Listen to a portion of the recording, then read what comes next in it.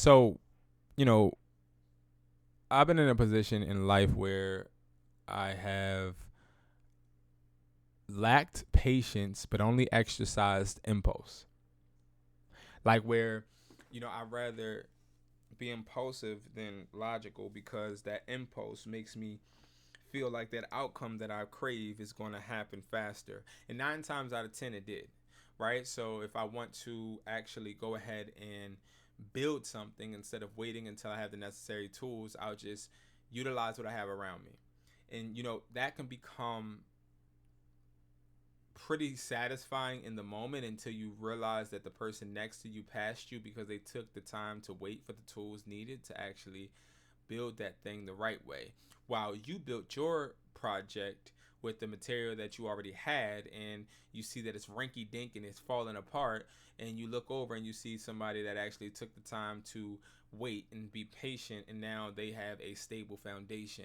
See, that is the story of my life, right? Like, I've started being an entrepreneur, or starting claiming the entrepreneurship role, when I was able to not have to work, but be able to choose if I want to work. And, you know, it wasn't always like that, right? Like, I never really ever can remember a time I felt like I have a purpose more than now, right? Um, and that's interesting because I'm 30 years old, right? Which means it took me about 10 years for me to find a purpose that I think I can actually mainstream, build, profit, and grow from. But I failed to mention all of the other things that I felt were my purpose: the clubs, the model agencies, the cell phone stuff that I tried, a bunch of different things that I've put into play, and businesses that have failed that I felt like were my purpose were all not. And the reason I'm telling you this is because it takes a set of discipline to, or a form of discipline to understand that building takes failure, but failure takes patience, because if you fail and just redo the same thing over again, expecting a different result, what does that make you? Right? Like, it makes you insane. So if you keep doing the same thing, expecting a different result, just because you're too impatient to actually wait to recoup, regrow, go back to the drawing board, then you're going to consistently fail. This happened to me several times. I lost my first phone store and I immediately went back to building another one. Lost that one, immediately went back to building another one. Instead of taking a second to backtrack and think about why this failed, I instead thought that I was going to jam the square peg in the round hole. And what I've learned from that is, see, no matter how much you try to do something because you think it is your purpose, or because you think that it's going to work, doesn't necessarily mean that you're going to get an outcome that you desire. You'll get an outcome, but it 9 times out of 10 will be the same one: failure. And see, you'll get the same failures until you get the lesson that you're meant to learn from it. And that's why I feel I'm more disciplined than ever now. Now, I'm not 100% disciplined. Some days I get up and I don't do what I need to do. Some days I don't hold myself accountable all the way. Some days I don't push myself as much as I should. And that is honestly the result of, what I get from my work, right? Because working hard doesn't make results, and discipline doesn't make wealth. Execution does.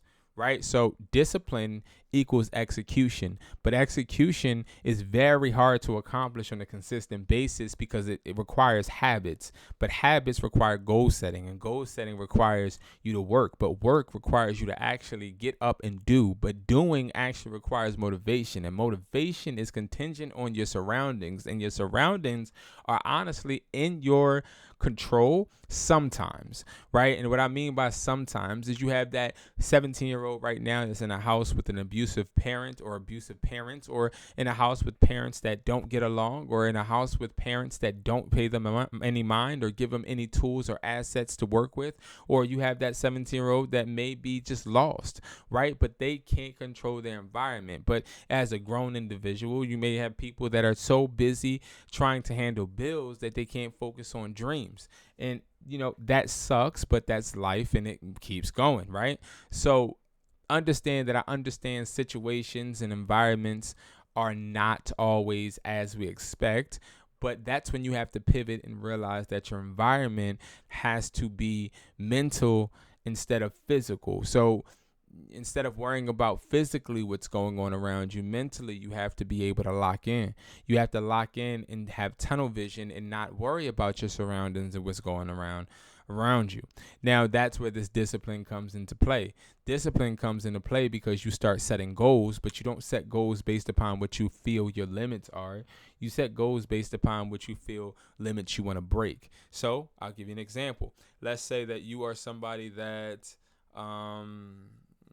let's say you live with your mom and you can't have company over, but you need to have company to do your photo shoots or whatever. Let's say you're a photographer and you're like, well, I want to take pictures of 6 models 5 days a week in the basement, right? But you're like, well, I can't do that because my mom is going to tell me this is her house. So a person that doesn't have any discipline probably would just go ahead and invite those models over to mom's house without the mom knowing and sneak around. But a person with discipline would say, okay, this is a goal that I have. Now I have to find the habits needed to achieve it, right? So you have goals and then you have habits under the goal, which will equate to you actually executing that goal. So what you do essentially is, if you're that photographer, you go and you research, hey, how can I find spaces where I could actually maybe rent out for an hour or maybe even 30 minutes or 15 minutes for me to be able to get what I want done? How do I not step on the person's toes that I'm unable to step on, because you don't want to be homeless, right? How can I actually make sure that the goal that I have doesn't become reckless? And like that's sort of kind of where, a lot of my past has equaled failure, because I've had goals, but I achieved them. I did, but recklessly.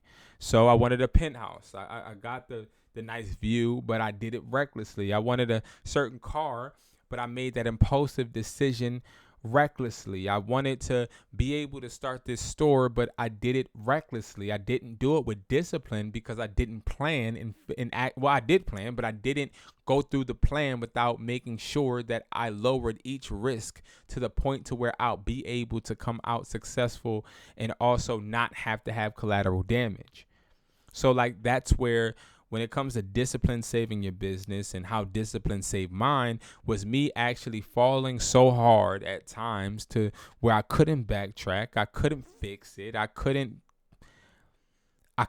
stand to actually redo these endeavors because of how poorly the foundation I set was. So often what I would have to do is take everything apart, break every foundation down, lose money, and then restart.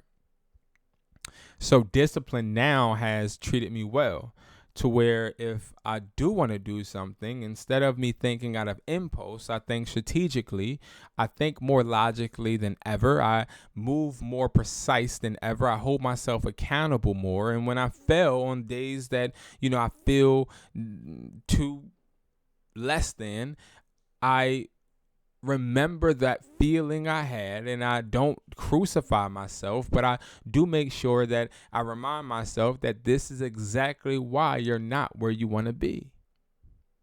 And as long as you remind yourself exactly why you're not where you want to be, the real hustler inside you, eventually, if you have it, will always tell you that it's getting sick and tired.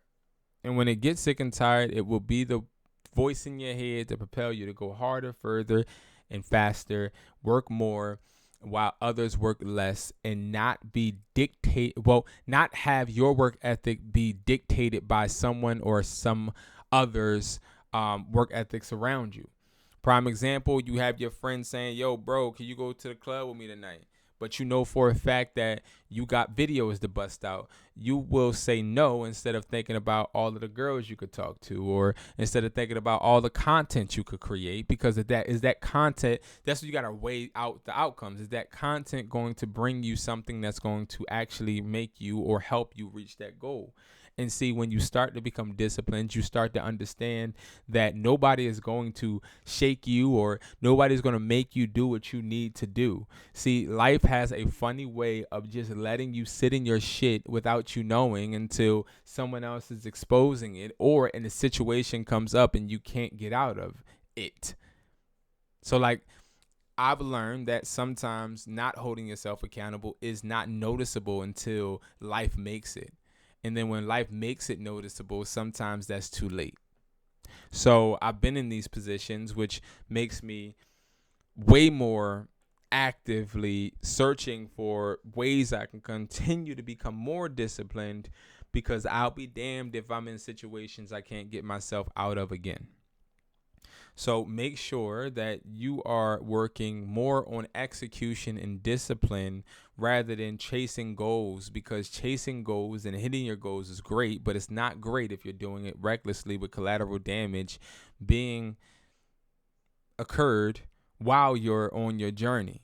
Because if you are going in debt while you're hitting goals but not making profit, you are losing, but it makes you feel like you're winning. If you're an entrepreneur without a real business or without a real purpose or serving any real value, you might walk up to that girl and she might ask you what you do for a living, and you say you're an entrepreneur, but in reality, you have nothing to give. You're still busy trying to make sure she's going to pay for the first date. Things like that. Like, you start to realize that you're creating an illusion around you based upon what you feel like you're doing. You could be a scammer. Like, I've known a lot of scammers in my life that had track hawks and Hellcats and all of these things, Teslas and all of this stuff, and they treating going out to New York and going out to all the popping restaurants, everything good, the girl good, everybody cool. You put her in her own apartment, you doing your thing, right?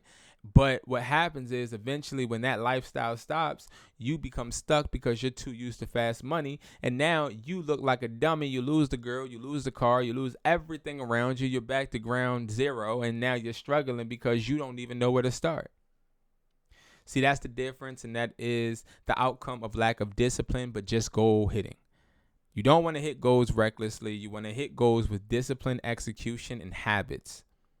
Thank you guys so much for watching, and I'll see you guys in the next video. Peace.